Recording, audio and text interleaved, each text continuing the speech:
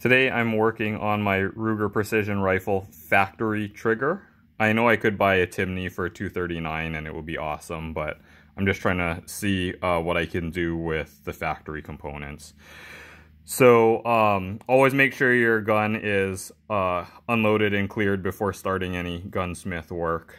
The factory trigger spring, here's the factory trigger spring, is actually pretty stout.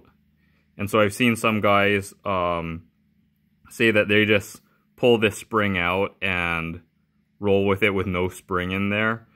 To me, that seems dicey because the spring is there to help the trigger reset. So what I did was I found a 1911 spring that was in my spring box that was the right diameter. And I cut it down to be the same length as the factory spring, but it has a lower compression ratio. Also, while it was out, I polished the sear face on the trigger. So I'm going to put this back in and see how that impacts my trigger pull and the trigger feel. Hopefully there's going to be a good result. So the RPR is now back together.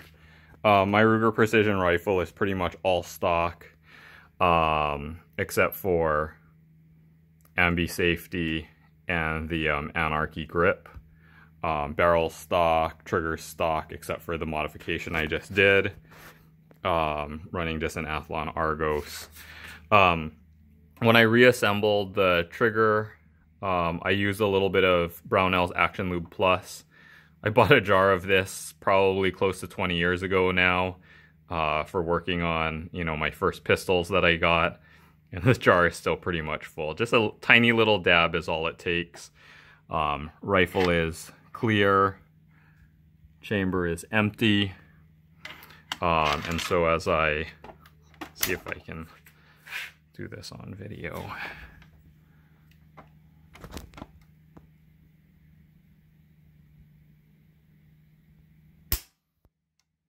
So there's a tiny little bit of creep there, but the trigger pull got down probably about cut down by 1/3 relative to what I had before. I have an old trigger spring gauge that I measured before and after. So let me just see if I can do that again.